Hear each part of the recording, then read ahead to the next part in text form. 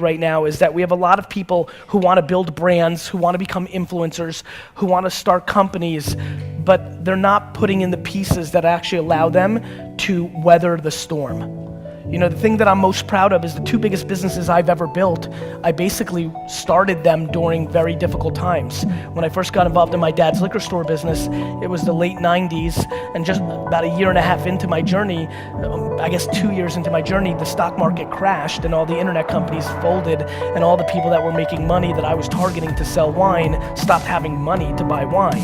And then right behind that, because most of my business was New York and New Jersey based, even though we were building an internet company, it was only about a year later that 9/11 happened, and not only, you know, changed, I mean, for anybody that lived in the New York, New Jersey area, it was much more compounded for us because we lost loved ones, and I remember I lost 100 employees from one organization in one day. I had to go in hand by hand and take their emails out because everybody passed away from Cantor Fitzgerald that worked in that office. So I persevered through that because I was practical, because I didn't have a lot of overhead, and because I wasn't romantic, I wasn't dreaming.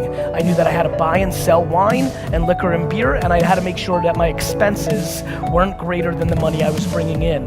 VaynerMedia started in the ashes of the economic meltdown of the US. When I started VaynerMedia, people didn't want to pay $5,000, let alone the $50,000 or $100,000 they pay us a month now for our services. And when I started VaynerMedia, you know, it's funny, I watch everybody watch my journey now, and you know, there's that cliche thing of like overnight success, right? I'm gonna have this TV show come out this June, and it's gonna change my profile, right? I'm gonna sit on a stage with Will.i.am and Gwyneth Paltrow and Jessica Alba for this Apple show that I'm about to do, and everybody's gonna say, where'd he come from? That happened overnight, you know? And it's even really happened in social. I'm sure for a lot of you, you've only really even have known about me for the last 6 months or so, even though I've been putting out content online for 10 years every single day. And so the thing that I've been really thinking about is practicality. Like VaynerMedia, even though I had already built a nice sized business, it wasn't like I was extracting a lot of money out of Wine Library. And so when AJ and I started VaynerMedia 7 years ago, we started it out of a company called Buddy Media's conference room. For the first 2 years that I ran VaynerMedia, we had no rent. We first worked out of a conference room. We then worked out of a co-working space before the whole WeWork and co-working space revolution, and I bartered my time to help that company in exchange for a very small space. We didn't buy furniture, we scrapped. And I'd already made it, I was already rich. And we scrapped. And so the biggest thing that I want to implore everybody here today to do is to take a step back and think about how fancy are they? Are you willing to be really, really, really ghetto? Do you really need that chair? Do you really need that piece of technology? Do you really need to fly that class? Like, I just think that we're living through an incredibly fancy culture of entrepreneurship. Entrepreneurship and CEO status is quite sexy. People are selling a lifestyle that is filled with lots of fun and trips and champagne and bikinis and bling bling and all sorts of horse shit, right? And I just think that era of this era is gonna come to an end somewhere within the next 5 years. And very honestly, I just don't want a lot of people in this room that dream to build their own businesses to have to go work at a bank or go work at a retail store. And so I would highly recommend something that I think is stunningly not talked about enough, which is if you're building a business, you have to be making money.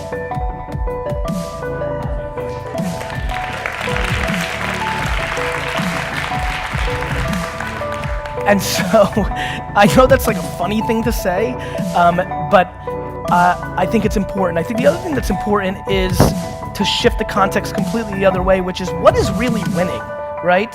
Like, what is the definition of winning? And I think we all have different definitions, right? And I think that one of the things that I also want to say is that I'm getting scared that a lot of people that are following my journey hear me talking about buying the New York Jets, and I do aspire to buy a $3 billion sports franchise. I do. It is what I want. You can look at my 5th grade yearbook long before business was cool. It's what I want to do. But I'm awfully scared that it's pressuring the people that follow me into trying to achieve things that they don't necessarily want. They just think it's the thing you do if you're trying to be a successful business person. Let me promise you something.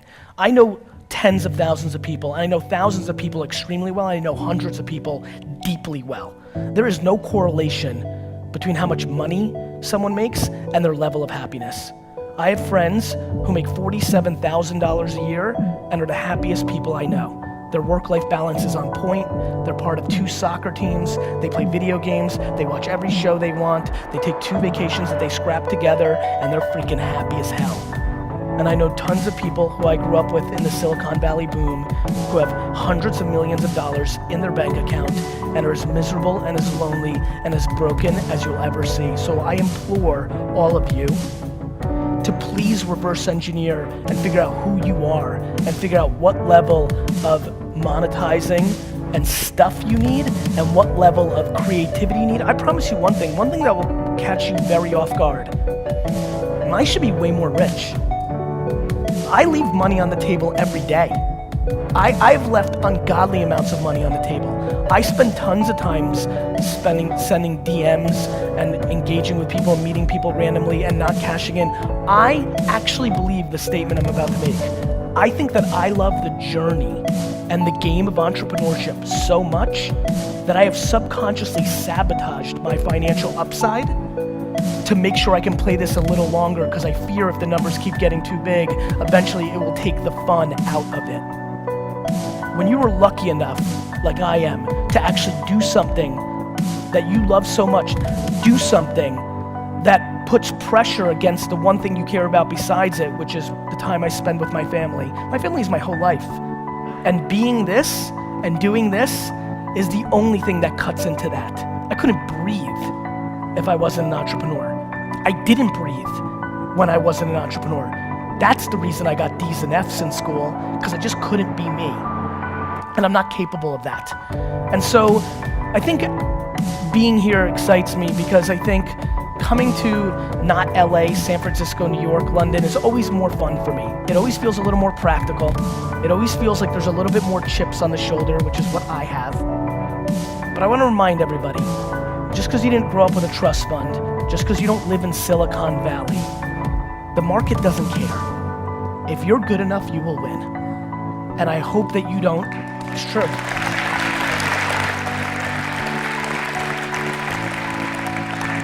And if you sit around and ponder, well, if I didn't live here, or if my mom wasn't an alcoholic, or if I just learned about this earlier, or if I'd been following this person earlier, or if I wasn't born a woman, or if I wasn't born a minority, if you sit and do that, you are losing.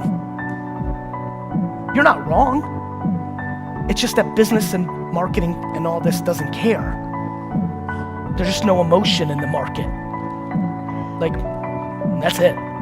And so I think we need to start having much deeper, much more serious conversations of practicality. You know, it's fun, and I love this space the most.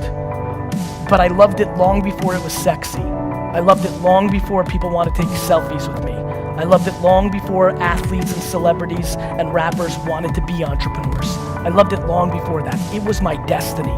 It was who I was. It was how I was wired. It was the only thing I knew. That's why the 4-year-old me ripped flowers out of yards and sold it. You don't read about being an entrepreneur at 5, 6, 7, 8, and 9. I didn't jump on this because it's cool now and it makes me money and girls. I did it because it's all I ever was.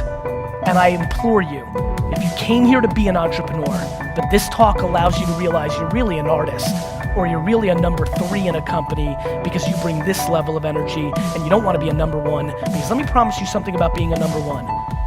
I'm not an entrepreneur, I'm a firefighter. My entire life is taking care of crap, putting out fires. 24/7, 365, my whole life is, this is a problem. Fix this, and guess what? When you're the last line of defense, there's no blaming your boss. There's no blaming the logo. There's no blaming the government. It's all my fault. All of it.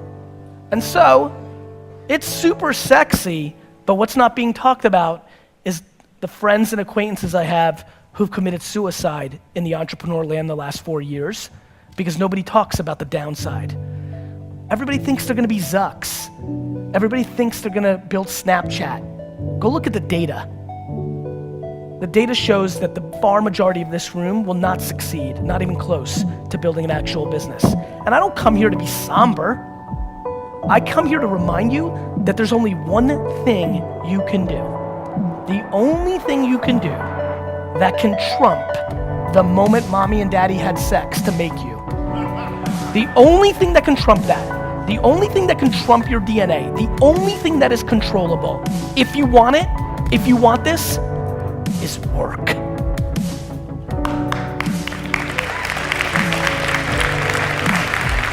It is. It's the only tangible, and by the way, I don't know if you guys have noticed, I've stopped even, and it's funny given the name of the conference, I've started using the word work more than the word hustle, just because I want everybody to understand what we're really talking about here. If you've got a big mouth, and a lot of you do here, search the hashtag, and a lot of you say CEO, founder, owner. I call that big mouth. If you've got the audacity to do it, and so many of you have heard this from me, when I audit you, and I do, because I'm curious, it's how I learn. People talk a big game. I especially love when somebody hits me up on social, like, Gary V, you're gonna buy the Jets, I'm gonna buy the Rams, you know? Everybody's buying a sports team, and I love to look at what that person does, and then I'll DM that person and be like, yo bro, nobody, unless they were a trust fund baby, ever bought the Rams when they go skiing for a week when they're 24. Nobody you know